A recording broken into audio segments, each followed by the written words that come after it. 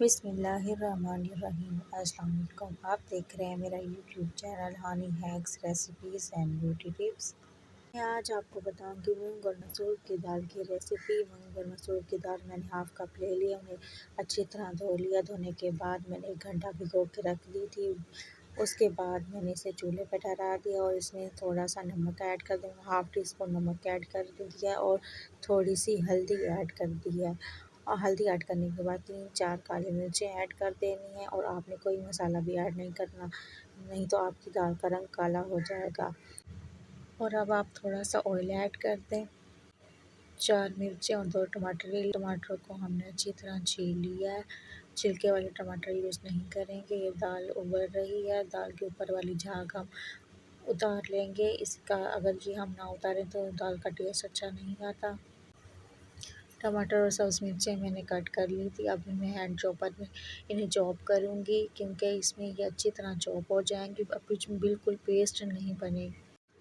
आपने भी चॉपर में ही चॉप करनी है। अगर आप ब्लेंडर में डाल के करेंगे तो आपकी दाल का रंग लाल हो जाएगा और दाल का रंग अच्छा नहीं आएगा, इसलिए आपने चॉप करके डालेंगे तो दाल का रंग अच्छा आएगा। ये देखिए बिल्कुल चॉप हो चुकी हैं, आप देख सकते हैं ये बिल्कुल मिक्स नहीं हुई, चॉप हुई हैं।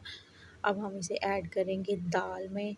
दाल में ऐड करने के बाद हम इसे हल्की आंच पे पकाने के लिए ठहरा देंगे। तकरीबन 10-15 मिनट ही पकेंगी।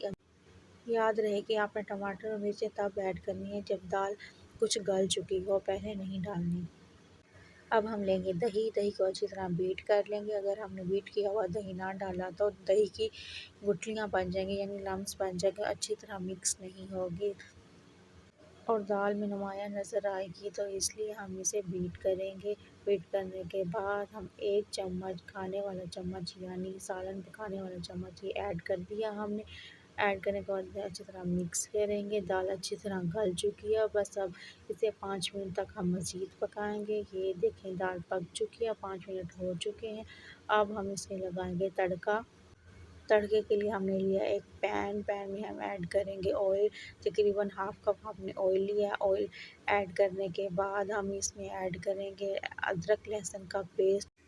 अगर ये वीडियो आपको अच्छी लग रही है तो वीडियो को लाइक और चैनल को सब्सक्राइब करना ना भूलिएगा, लाजमी कीजिएगा और कमेंट में लाजमी बताइएगा कि ये रेसिपी आपको कैसी लगी।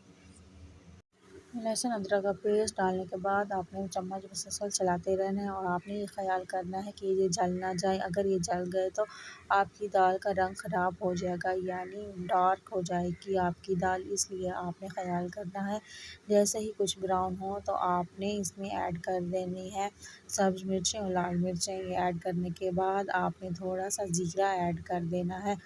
ज़ीरा जैसे ही ब्राउन होगा और तकरीबन उसका लहसुन भी ब्राउन हो चुका होगा तो आपने इसे क्या करना है, आपने इसे ऐड कर देना है दाल में। दाल जो हमने पहले ही बाउल में निकाल ली थी, या अब इसे ऐड कर देना है आपने दाल में। दाल हमारी तैयार हो चुकी है तकरीबन। देखें बहुत ही अच्छी लग रही है और इसका टेस्ट भी बहुत ही अच्छा था। ये देखें माशाल्लाह बहुत ही अच्छी दाल बनी थी।